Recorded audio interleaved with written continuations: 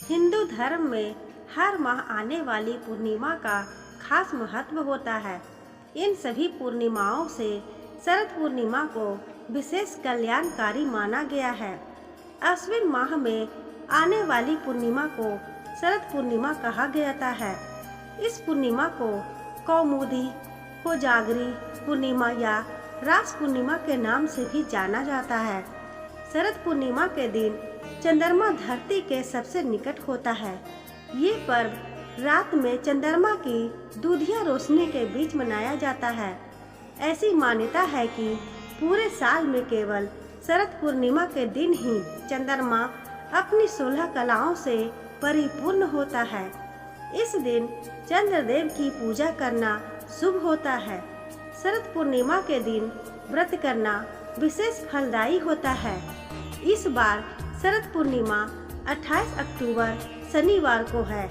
इस दिन गज केसरी योग, बुधादित्य योग, सस योग और सिद्धि योग का निर्माण होने जा रहा है, जिसके कारण यह शरद पूर्णिमा बेहद खास मानी जा रही है। पौराणिक एवं प्रचलित कथा। एक कथा के अनुसार एक साहूकार को 2 पुत्रियां थी। दोनों पुत्रियां पूर्णिमा का व्रत रखती थी, लेकिन बड़ी पुत्री पूरा व्रत करती थी और छोटी पुत्री अधूरा व्रत करती थी। इसका परिणाम यह हुआ कि छोटी पुत्री की संतान पैदा होते ही मर जाती थी।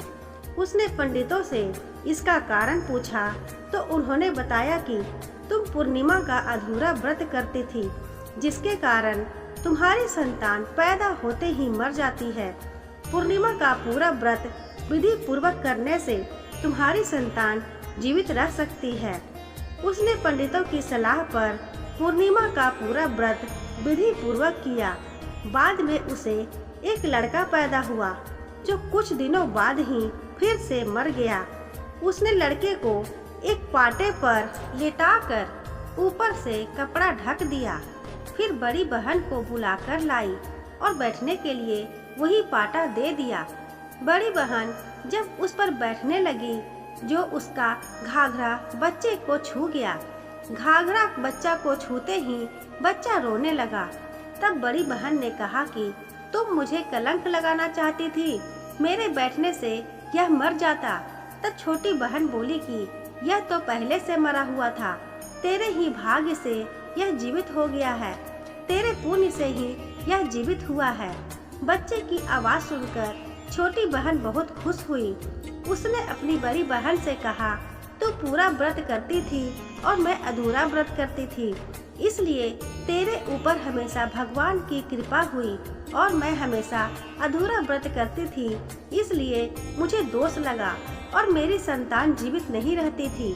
आज तेरे भाग्य से मेरी संतान जीवित हो गई।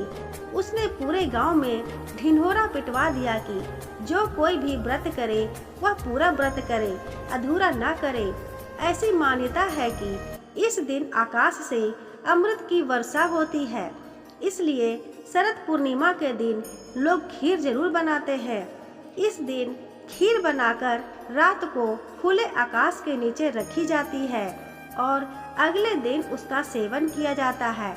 इसलिए शरद पूर्णिमा के दिन चांद की रोशनी में रखी गई खीर का बहुत महत्व बताया गया है। दोस्तों, आशा करती हूँ आपको ये छोटी सी कहानी पसंद आई होगी। अगर कहानी पसंद आई हो तो वीडियो को लाइक करें, अपने दोस्तों के साथ शेयर करें और हाँ, चैनल को सब्सक्राइब ना किया हो तो अभी सब्सक्राइब कर लें, क्योंकि ऐसी कहानियाँ आपको अक्सर सुनने को मिला करेगी। धन्यवाद।